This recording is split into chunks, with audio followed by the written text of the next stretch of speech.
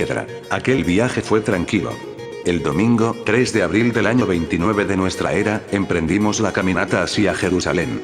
Todo funcionó a la perfección. Los carros, la intendencia, la comida y el silencio. Rodeamos la costa oeste del Yam y fuimos a tomar la margen izquierda del Naal o río Jordán. El maestro prohibió las predicaciones. En realidad, ninguno de los discípulos estaba en su mejor momento. Seguían hundidos. No dirigir la palabra a la gente alivió la situación. Evitamos las aglomeraciones. Nos desviamos hacia Gerasa, no confundir con la Gerasa de la costa oriental del mar de Tiberíades, y Filadelfia, actual en la Decápolis, pero acampamos en las afueras. El tiempo, espléndido, también colaboró, y el 6 de abril, miércoles, divisamos Betanía, la aldea en la que vivían Lázaro y sus hermanas. Nos recibieron con abrazos y lágrimas. Hacía mucho que no se veían. Andrés dispuso los alojamientos. Los hombres, por parejas, fueron distribuidos en 6 casas del lugar. Las familias que los acogieron eran creyentes en Jesús. Las mujeres se alojaron en la hacienda de Lázaro, con el maestro. Yo elegí el Reda. Lázaro, Marta y María informaron de inmediato de la situación en la ciudad santa. Algo que ya conocíamos, los ánimos estaban incendiados. Muerte al rabí de Galilea. Ese era el sentir de las castas sacerdotales. Y Lázaro explicó. Los sacerdotes bramaban contra el rabí. El último prodigio, en la pradera, los tenía histéricos. Según ellos, confirmaba las sospechas. El maestro era un aliado, puede que un hijo, de Belcebú, el señor de las moscas. Y exigían que el Sanedrín lo capturase de inmediato. Eso significaría la ejecución del Galileo por lapidación o estrangulamiento. Los saduceos, por su parte, siempre a la sombra del poder, tenían la reacción de Roma. Las acciones de Jesús, decían, podían provocar la movilización de las legiones contra Israel. Eso terminaría con sus privilegios y negocios, siempre a la sombra de los Kittim. Era urgente, por tanto, acabar con la vida del carpintero loco. Los santos y separados fariseos, iban más allá y reclamaban que los celotas, grupo armado de las hermandades fariseas, dieran un golpe de mano y secuestraran o asesinaran al Hijo del Hombre, terminando así con aquella odiosa situación.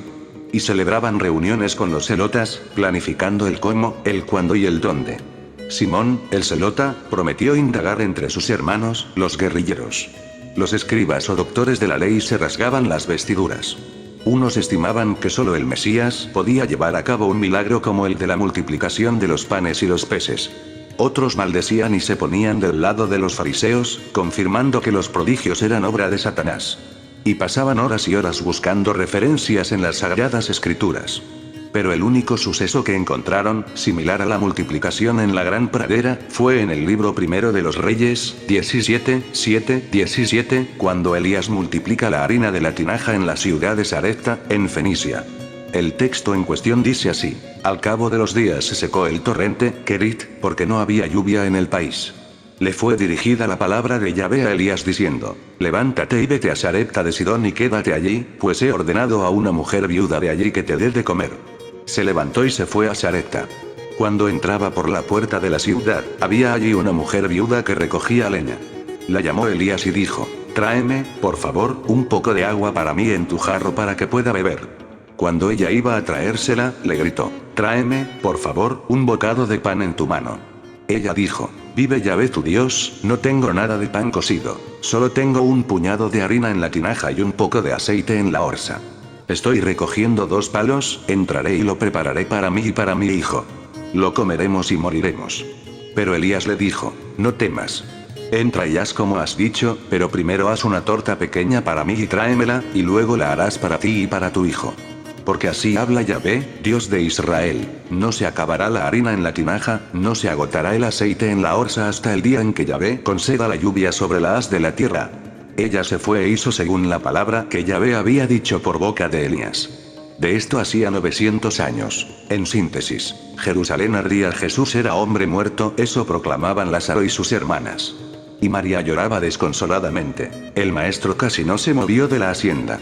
Habló mucho con Lázaro, con sus discípulos y con el grupo de mujeres. Una mañana, embosado y a escondidas, visitó el templo y regresó de inmediato. Tampoco hubo predicaciones. Y los íntimos, a la vista del panorama, cayeron en una desmoralización casi total. Yo aproveché la proximidad al mar muerto y visité la cuna. Fue el miércoles 13 de abril.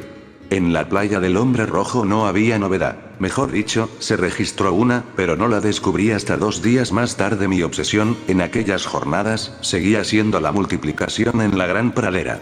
Terminé rindiéndome. La ciencia, como dije, no tiene explicación. Fue en la mañana del sábado, 16 de abril, año 29, al disponerme a caminar hacia la aldea de Masraa, con el fin de obtener algunas provisiones, cuando me percaté de ello. Par 10. ¿Qué era aquello? Me agaché y lo examiné con cuidado.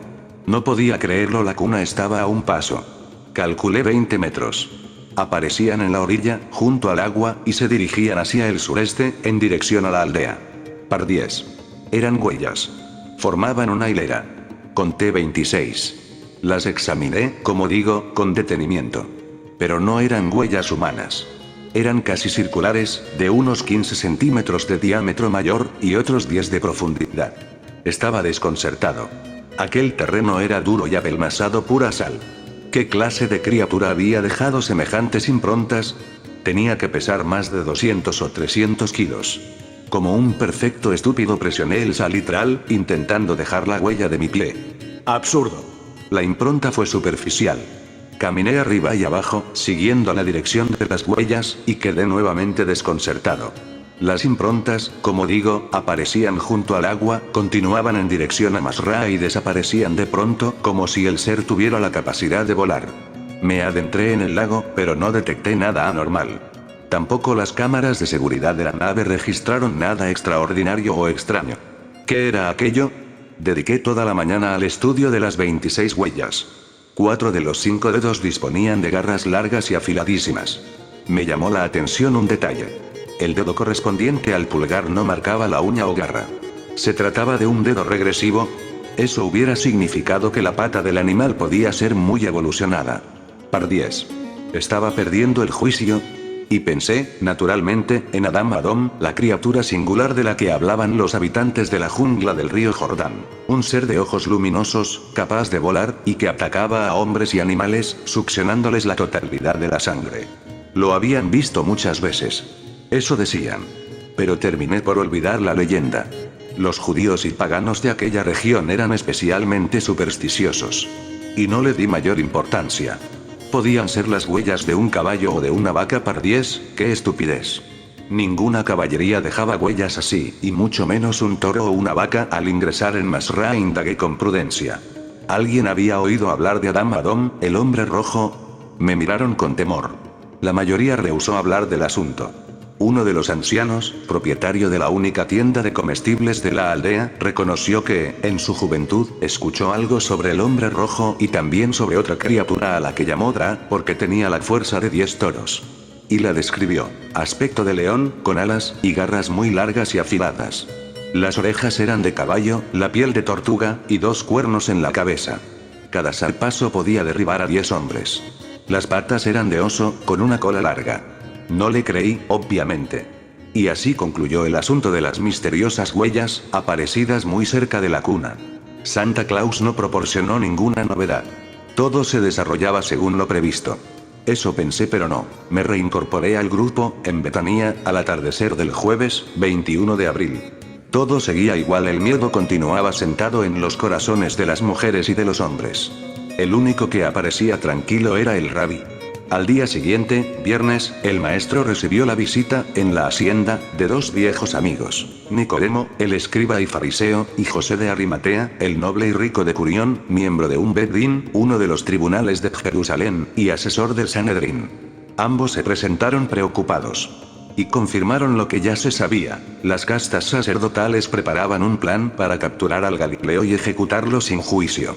Y rogaron al rabí que recogiera sus cosas y huyera de Betania sin pérdida de tiempo. Y así fue. El domingo, 24 de abril, año 29, al alba, el grupo huyó de nuevo. Esta vez, por seguridad, Jesús se dirigió a la costa. Y cruzamos las ciudades de Jopa, Cesarea y Ptolemais, en Fenicia.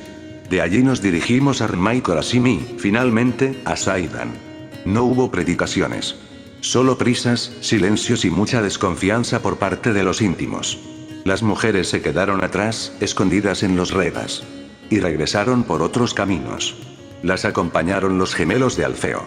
Al llegar Ar nos dimos cuenta, el hijo del hombre, pálido, casi no hablaba, casi no comía. Felipe estaba preocupado. ¿Qué le sucedía? Lo observé constantemente.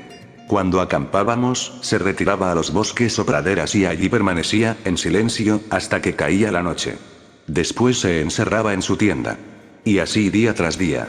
Era evidente que lo consumía la tristeza. Nunca lo vi así. ¿Pero qué estaba pasando? ¿A qué se debía aquel singular comportamiento? No tardaríamos en descubrirlo. Y el 29 de abril, viernes, divisamos Naum. Te invito a suscribirte. Gracias.